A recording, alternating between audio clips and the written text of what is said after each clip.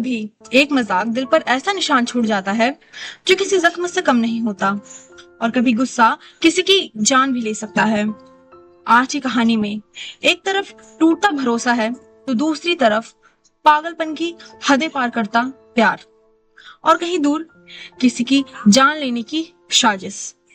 मैं हूं लेखिका शिवांगी और आप सुन रहे हैं रेडियो नाइट्स, जहां कहानियां सिर्फ सुनाई नहीं जाती, महसूस करवाई जाती हैं।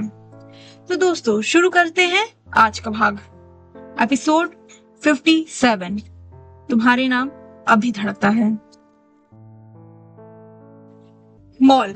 रूहानिका रियांश की बात सुनते ही दोबारा घबराने लगी। वहीं उसकी हालत महसूस कर रियांश उसी सख्त अंदाज में बोला, अच्छा, तो इसका मतलब मैंने जैसा कहा वैसे सही है। इसका मतलब आप मुझे ही देख रही थी। क्यों, सही कहा ना मैंने? ये सुनते ही रूहानिका उसी घबराहट के साथ फौरन बोल पड़ी, हाँ। वहीं ये कहते ही उस कमरे में कुछ पल की शांति छा गई। ये समझते ही कि अभी रूहानिका फ्लो में क्या कह गई, उसकी धड़कनें तो जैसे रुकी गई। उसने डर से अपने होंठ भींच लिए और पलकें झुका ली। कुछ देर की शांति के बाद रियांश की वही हंसी दोबारा उस कमरे में गूंज उठी। अब उसे हंसता देख रूहानिका की पलकें भीग गई। रियांश हंसते हुए बोला, रूहानिका, मानना पड़ेगा, आप सच में काफी मासूम हैं। उसने इतना ही कहा था कि तभी उसके कानों में रूहानिका की रोने की आवाज पड़ी। ये आवाज सुनते ही रियांश के चेहरे पर की हंसी पल भर में ही गायब हो गई।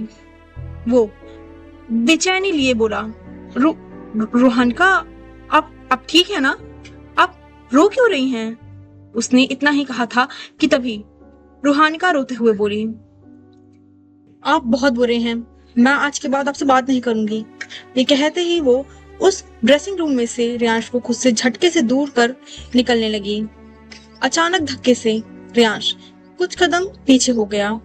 वही रूहानिका मौका देख निकलने ही लगी थी कि तभी रियांश ने उसका हाथ पकड़ लिया।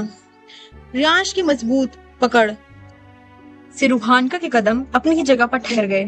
वो भीगी आंखें लिए रियांश की तरफ पलटी और उसका चेहरा देखने लगी, जो अब तक शांत हो चुका था। उसका शांत चेहरा देख रूहानिका रोते हुए बोली, मेरा हाथ छोड़िए। ये सुन रियांश बोला, आई एम सॉरी, मुझे नहीं मालूम था कि मेरा छोटा सा मजाक आपको इतना हर्ट कर देगा। ये सुन रूहानिका रोते हुए बोली, आप बहुत बुरे हैं। आप जानते भी हैं कि मैं कितना डर गई थी। मुझे लगा कि आपने मुझे उस हालत में देखा। बस इतना कहते ही उसके शब्द उसके गले में ही अटक गए। वहीं ये सुनते ही रियांश का चेहरा सख्त हो गया। वो हल्के गुस्से में बोला, मुझे माफ करिएगा मेरे पहले की हुई मजाक के लिए। पर रियांश मल्होत्रा इतना गिरा हुआ भी नहीं कि किसी लड़की की मजबूरी का फायदा उठाए। ये कहते हुए रियांश वहां से गुस्से में निकल गया। वही रूहानिका बस जाते हुए रियांश को पल के ऊपर कर देखने लगी। कॉलेज।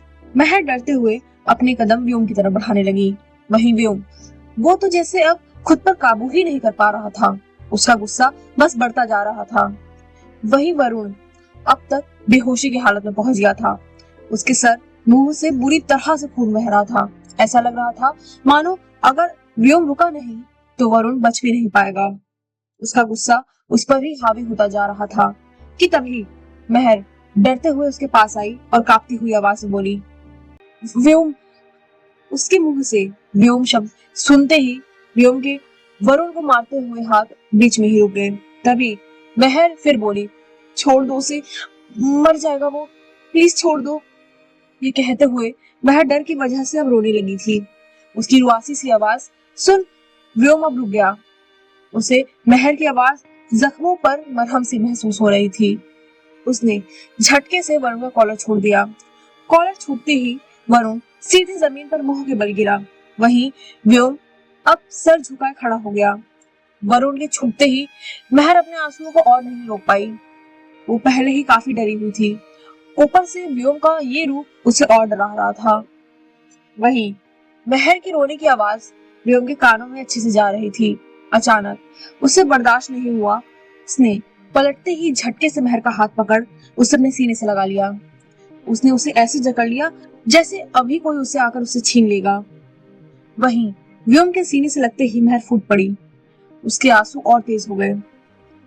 व्योम ने अब धीरे से अपना वरुण के खून से सना हाथ महर की पीठ पे रख दिया और धीरे धीरे उसकी पीठ से हिलाने लगा, जैसे उसे शांत करवाने की कोशिश कर रहा हो।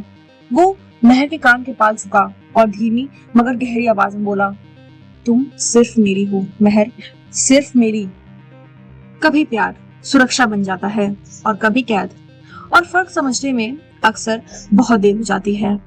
मॉल के बाहर रियांश गुस्से में मॉल से बाहर निकला। उसके चेहरे पर अभी भी गुस्सा था। वहीं उसे बाहर जाता देख उसके बॉडीगार्ड्स और उसका असिस्टेंट भी वहां से बाहर निकले। रियांश तेज कदमों से आगे बढ़ रहा था। पार्किंग तक सबके साथ आते ही वो सीधे गाड़ी में जाकर बैठ गया। वो विंडो से बाहर अपने आदमी को देखकर बोला, मैं सिर्फ ड्राइवर के साथ जाऊंगा, तुम सब वापस ऑफिस के लिए निकलो। ये कहते ही उसने ड्राइवर को चलने का ऑर्डर दिया। कुछ देर में उसकी गाड़ी वहां से निकल गई। पीछे असिस्टेंट और बॉडीगार्ड्स वहीं अपनी जगह पर खड़े रह गए। उन्हें समझ नहीं आ रहा था कि यूं अचानक रियांश को क्या हो गया। कुछ देर पहले तो वो काफी शांत था, मगर अभी वो काफी ज्यादा गुस्से में था। वो सब उसके साथ जाना चाहते थे क्योंकि दादाजी का ऑर्डर था रियांश को अकेले ना छोड़ने का, पर वो चाह कर भी रियांश के सामने दादाजी का ऑर्डर नहीं मान सकते थे। वो रियांश का फैसला ना मानने की गलती नहीं कर सकते थे, वरना रियांश का गुस्सा उन्हें ही झेलना पड़ता। एक बार वो दादाजी से माफी मांग कर बच सकते थे, पर रियांश वो सीधा उन्हें नौकरी से निकाल देता अगर कोई भी उसके फैसले के बीच आता तो।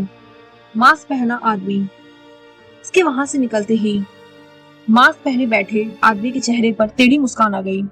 कुछ देर तक इंतजार करने के बाद उसने ये देखा कि रियांश की गाड़ी वहां से अकेले निकली है। इसका मतलब अभी वो सिर्फ गाड़ी में था। ये समझते ही उसके चेहरे की मुस्कान और गहरी हो उठी। वो खुद से बोला, ये तो सोने पे सुहागा है मेरे लिए। वो एक गहरी सांस भरते हुए बोला, अब बस इसका खेल खत्म करना है। ये कहते ही उसने गाड़ी स्टार्ट कर दी। गाड़ी तेज रफ्तार में वहां से निकल गई। करीब कुछ ही देर में उसकी गाड़ी रियांश की गाड़ी के ठीक पीछे आ गई। वो दोनों गाड़ियां तेजी से भाग रही थीं। अचानक उस आदमी ने फोन निकाला और किसी को उस पर मैसेज करना शुरू कर दिया। क्या होगा आगे? एक तरफ व्योम क्या करेगा, वहीं दूसरी तरफ रियांश का गुस्सा। और वो आदमी क्या अपनी साजिशों में कामयाब होगा? आगे जानने के लिए पढ़िए तुम्हारे नाम अब भी धड़कता है। अगर आपको मेरी कहानी पसंद आए तो please subscribe, follow, share and comment जरूर करें और अपना फीडबैक भी दें।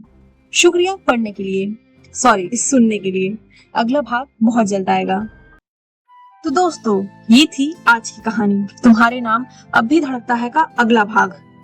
ये कहानी मैंने लिखी है और आपको महसूस करवाने के लिए अपनी आवाज में सुना रही हूँ।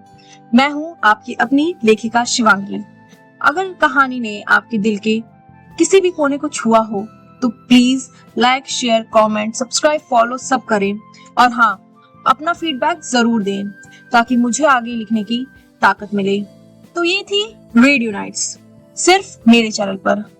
मिलते हैं अगले रविवार इसी चैनल पर, इसी समय, अगले भाग के साथ। सुनने के लिए दिल से शुक्रिया।